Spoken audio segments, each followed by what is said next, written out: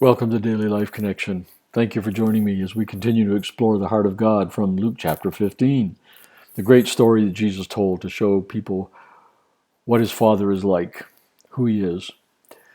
We read in this story that when the son comes home, the prodigal son comes home, the father is looking for him, he sees him far off, and he runs. He runs to his son.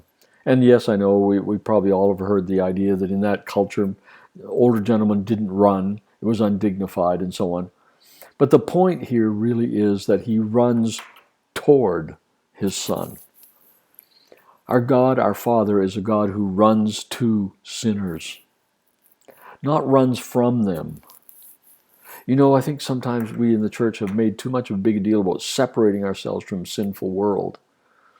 Yes, we don't participate in it, but that doesn't mean we aren't involved in it. We're still, Jesus said, as the Father sent me into the world, so I send you into the world. We are in the world even though we're not of it.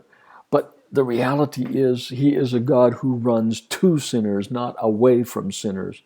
And I think we probably would go, yes, that's true. But then, you know, when we err, when we do something that isn't right, when we hold an attitude we shouldn't, when we struggle with unforgiveness, whatever it may be, greed, lust, all the issues that tempt us, he doesn't turn and run away from us. He runs to us. He's chasing us down. You know, I mean, Psalm 23, don't we love it? Mercy and goodness will pursue me, will follow me, will pursue me. Well, who is goodness and mercy? It's God. It's who God is. It's God himself is pursuing us, not just when we get it right, not just when we're sincere, not just when we have enough faith or perform enough religious practices. He is the God who runs to us. Oh, down through the years of ministry that I've had, one of the things that has grieved me so much is when I see people who make some really bad choices, sometimes sinful choices, and then they pull away from God because they're too embarrassed, they're too ashamed, they're too afraid that he's going to chastise them or lecture them or punish them or something, and they turn away from him until they get themselves straightened up again, and then maybe they come back to the church or come back to faith in God.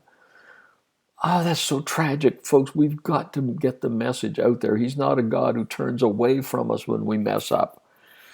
Neither of these sons, both of these sons' sins were horrendous.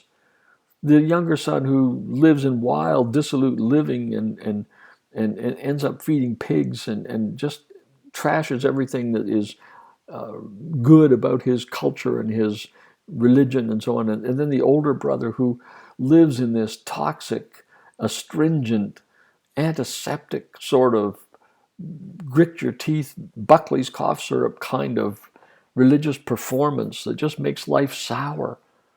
But the father is pursuing both of these kids. He's running toward these kids. He runs to the younger son. It says he comes out of the party. He leaves the party to come outside with this son who is sour and judgmental and condemnatory and full of acid and he comes out to him too. Our God is a God who runs toward sinners. He runs toward us. He isn't just a God who's going like, well, when you finally smarten up and come to me, then I'll do something. He's a God who's constantly seeking us. He's the God who came to seek.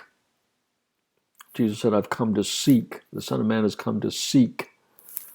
The shepherd who seeks that lost sheep. He goes out. He leaves the 99. He goes out into the darkness. He goes out into the wildness. He goes out into the hills and the valleys and the mud bogs. He goes out to find that sheep. The woman who sweeps diligent, she lights the lamp. She's going to sweep that floor. She's going to search every crack and cranny in the house. And she is on a mission to find that lost coin. That's our God. The God who pursues, the God who goes toward, the God who won't give up until he has every last sheep, until he has every lost coin, until he has every lost son and daughter. He's going to be running toward them. Jesus came from heaven. It says he emptied himself and came from heaven and became one of us. He ran toward us. Sometimes we've heard about God can't stand to look on sin and God can't, he has to be separated from sin and so on. That's just a bunch of hogwash. I'm sorry, but it is. Our God came to this sinful world. It says Jesus took on the likeness of sinful flesh. He came, he ran toward the sinners. He got in their homes with them. He celebrated with them. He walked in the markets with them. He fished on the lakes with them. He ran toward the sinners. You see, God's not scared of sin. It's not as powerful as he is. He is so powerful that sin has to flee in his presence. So that's why he runs towards sinners. The God who runs. That's good news for you and I today. No matter what situation we find ourselves in, no matter what state of righteousness we feel we are in, he is running toward us. So when you take time today to pray, to meditate, to read the scriptures, to worship, to sing, whatever it is you do today, just understand God's running toward you. Look out, look out.